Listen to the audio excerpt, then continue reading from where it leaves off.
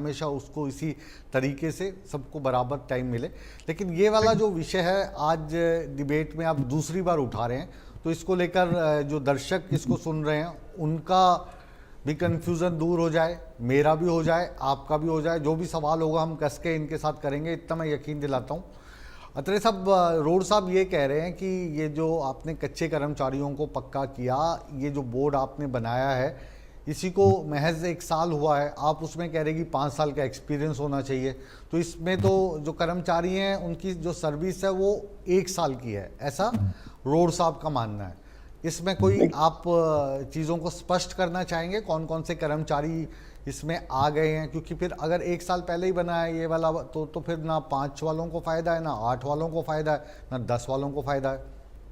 देखिए मुकेश जी, पहली बात तो यह है कि कॉन्ट्रेक्चुअल कर्मचारी लगाने का जो सिस्टम है वो कांग्रेस ने शुरू किया था, ठेके में कर्मचारियों को लगाना शुरू किया। भारतीय जनता पार्टी की सरकार आने के बाद भी कॉन्ट्रेक्चुअल कर्मचारी लगते रहे, लेकिन पूर्व मुख्यमंत्री मनोहर लाल जी ने एक चीज जो बार बार शिकायत आती थी, कंप्लेंट्स आती थी कॉन्ट्रैक्टर के द्वारा कर्मचारियों की एक्सप्लॉयटेशन की, सैलरी डिले करने की वगैरह वगैरह, तो उन्होंने HKRN का गठन किया। मतलब कॉन्ट्रैक्टर को बाहर निकाल दिया जाए और जो कर्मचारी हैं वो HKRN के अंडर आ जाए। और उसके लिए प्रोसेस ये अडॉप्ट किया कि जो कॉन्ट्रैक्चुअल कर्मचारी कॉन्ट्रैक्टर के साथ काम कर रहा है, जैसे ही कॉन्ट्रैक्टर का कॉन्ट्रैक्ट कंप्लीट होता है वो कर्मचारी HKRN के अंडर ले लिया गया। मतलब जो कर्मचारी इनके टाइम में मान लीजिए 2012 में भी लगा हुआ था, वो एक्सटेंड होती रही उसकी जॉब, और जैसे ही HKRN बना वो HKRN के अंडर आ गया। जो हमारी सरकार के दौरान लगा वो भी बाद में HKRN के अंडर आ गया। तो धीरे धीरे इस तरह से सभी कर्मचारी HKRN के अंडर आ गए। मतलब कॉन्ट्रैक्टर्स को उस विषय से बाहर कर दिया गया। तो जो 2012 में लगा, 2014 में लगा, 2015 में लगा, वो सब HKRN के अंडर आ गए। तो उनका तजुर्बा कितना हुआ? मैं इसीलिए ये बात कह रहा था कि रोड साहब अगर विषय को एक बार अच्छी तरह देखते तो शायद इस पे एतराज करते, तो कोई दिक्कत नहीं। उन्होंने विषय को अच्छी तरह रोकूंगा।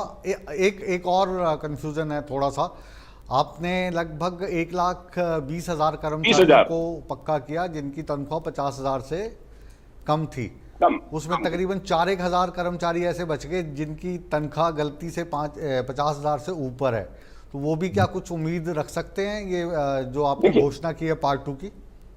देखिए ऐसा है, माननीय मुख्यमंत्री जी के सामने ये विषय भी आया था, तो माननीय मुख्यमंत्री जी ने बाकायदा कहा है कि उन्होंने अधिकारियों को उस विषय में भी दिशा निर्देश दिए हैं कि उसको भी एक बार देखा जाए कि उसमें किस तरह से आगे बढ़ा जा सकता है। क्योंकि हमारा उद्देश्य केवल ये है कि हमारे कर्मचारियों को बेहतर सुविधाएं मिले। देखिए पक्का कर तो इसलिए नहीं कर सकते मुकेश जी, ये भी मैं स्पष्ट कर दूं, आप तो बेहतर जानते हैं कि माननीय सुप्रीम कोर्ट की इसके ऊपर एक सीधी डायरेक्शन, तो इसलिए उनको पक्का नहीं कर सकते। हालांकि कांग्रेस ने ये खेल खेला था, अगर आपको ध्यान हो, 1993 में, फिर 1996 में, फिर 2005 में, शायद डेट थोड़ा आगे पीछे हो सकती है मुकेश जी, उसके लिए माफी चाहूंगा।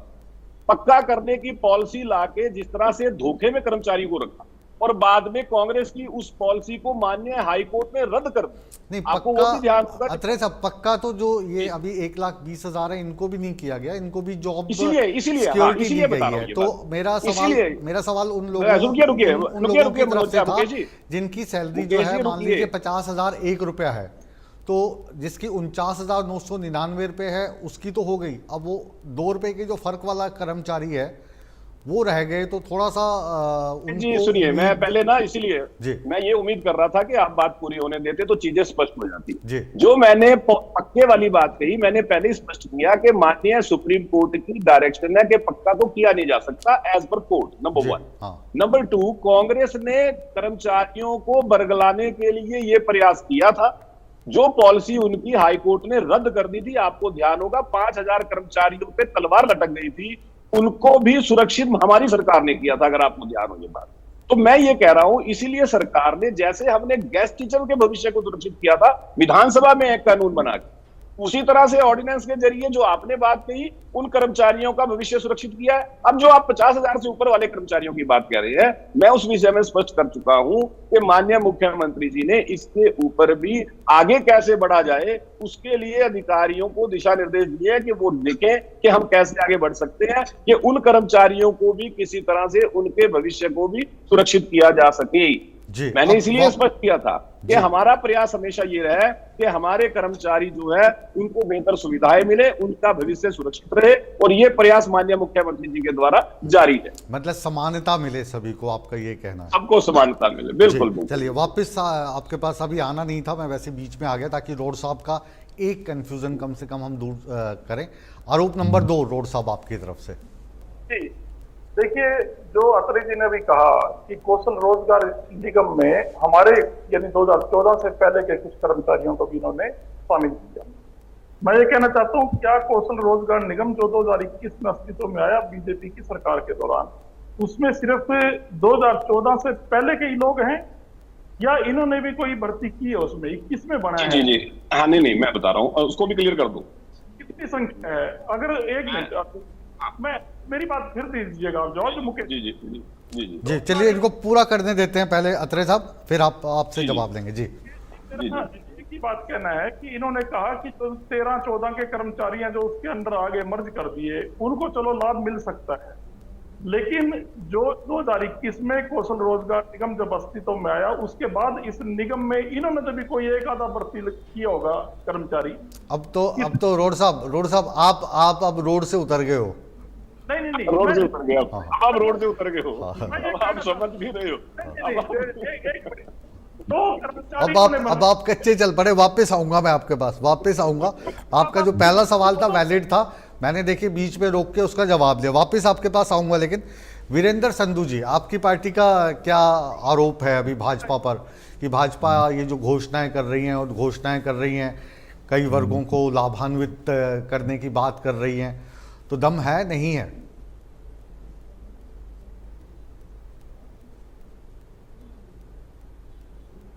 म्यूट है आपका जो माइक है, उसको खोल दीजिए प्लीज।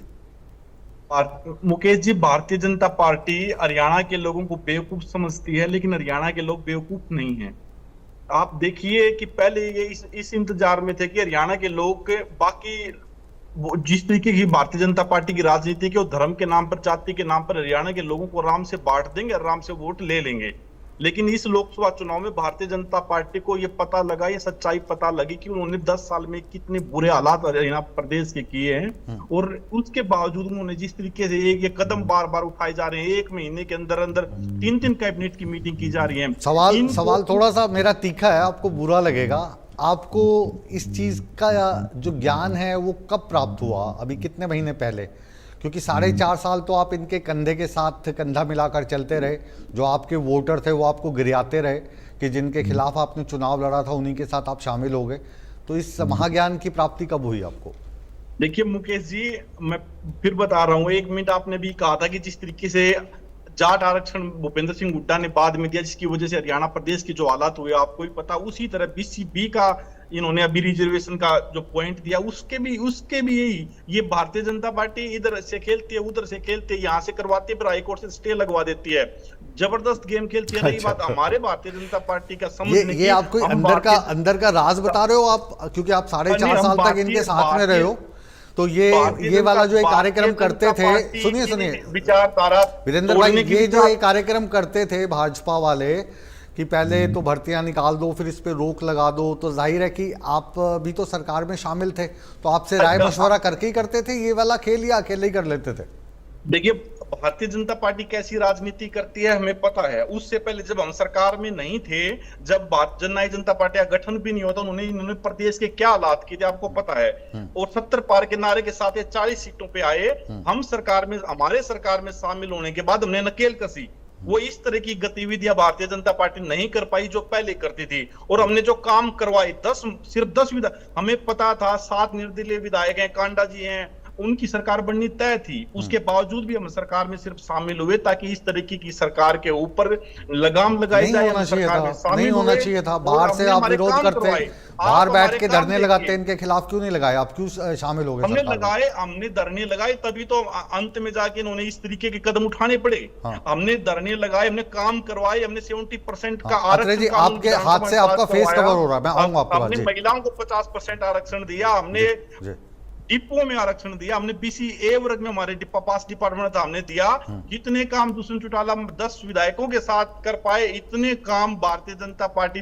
क्या हालात है प्रदेश की जी। चलिए आप आपके सवाल का भी जवाब ले लेते हैं। अत्रे साहब, आज आपको इस ज्ञान की प्राप्ति होगी कि जो जेजेपी ने भाजपा के साथ ज्वाइन किया, उनका कोई अपना वो नहीं था एजेंडा कि उनको सरकार में आना है। वो लोग तो आपकी नकेल कसने के लिए शामिल हुए थे, अदरवाइज आप जो निर्दलीय विधायक हैं उनके साथ सरकार बना लेते और आपकी ये नकेल नहीं कस पाते। मैं मुकेश जी बस एक बात कह रहा हूं, वैचारिक दिवालियापन इस चुनाव के बाद इनके मेरे को जो देखिए मुकेश जी, वैचारिक दिवालियेपन की कागार पे खड़े हैं ये जेजेपी वाले लोग। पहले शुरुआत में तो कहते हैं कि जो बीसीए को इन्होंने 8% आरक्षण दिया, ये देखिए इन्होंने क्या खेल खेला, और अपनी बातें बाद में कहते हैं कि जी बीसीए को 8% आरक्षण तो हमने दिया। मतलब हमने समय पे दिया, आपने चुनाव में 1 महीने पहले दिया। अरे आपने चुनाव में से 1 महीने पहले दिया। अरे भाई बीच में मत बोलो, आप कौन होते हो देने वाले? आपको ये पता है कि आप सरकार में मात्र 10 विधायकों की पार्टी थी। आपको पता है कैबिनेट जो है साझा चलती है, हमने दिया। जो ये आप झूठ की छाती ठोकते हो ना, अभी आपने शुरू में क्या बोला कि भारतीय जनता पार्टी ने हरियाणा के लोगों को बेवकूफ समझ रखा। भाई हमारे लिए हरियाणा के लोग आदरणीय है, बेवकूफ तो आपने समझा है। तो फिर आप जो आखिरी महीने में क्यों बोल रहे हो? आपको पता है कैबिनेट कैसे काम महीने में करती क्यों है? कर रहे हो? अरे आखिरी महीने में क्यों कर रहे हो आप? अरे सुनो भाई, बीच में मत 10 साल से आपके पास। ये भाई अगर 1 to 1 करना है तो 1 to 1 कर लूंगा, लेकिन बीच में डिस्टर्ब मत करो। मैं केवल ये कह रहा हूं कि जिस पार्टी के मात्र 10 विधायक थे, वो पार्टी जनता के बीच में जाके झूठ बोलती है कि देखो जी महिलाओं को पंचायतों में 50% हमने दिया, मात्र 10% 10 विधायकों वाले। इनको यही नहीं पता कैबिनेट काम कैसे करती है। सरकार के मुखिया मनोहर लाल जी थे, कैबिनेट कलेक्टिव काम करती है, इसलिए और जो कैबिनेट का डिसीजन होता है वो डिसीजन मुख्यमंत्री के उस पे होता है, वो कलेक्टिव डिसीजन होते हैं वो। तो ये जो इस तरह की राजनीति आप करने का प्रयास कर रहे हो ना, मुझे लगता है जनता भी हंसती होगी आपकी इन बातों में भाई। जनता ने इसीलिए आपको लोकसभा के अंदर मात्र 0.87% वोट दिया है। आपको याद रखना चाहिए कितना दिया। चलिए वो अब लोकसभा में क्या रहा, क्या अगले चुनाव में रहेगा, इस पे चर्चा नहीं करते हैं। एक बार मैं रुक कर रहा हूँ इनेलो के प्रवक्ता रजवंत जी का। रजवंत जी, विधानसभा चुनाव के बाद रजवंत जी, आपकी जो पार्टी है इनेलो, इसने भी हरियाणा में कई सालों तक राज किया है और एडमिनिस्ट्रेशन को कैसे कंट्रोल करना है, सरकार को कैसे चलाना है, उसका जो उदाहरण है आज भी लोग देते हैं कि चौधरी देवीलाल कैसे सरकार चलाया करते थे, ओम प्रकाश चौटाला जी का क्या रुआब हुआ करता था कि वो उनके इशारे ही जो थे वो ऑफिसर समझ जाया करते थे।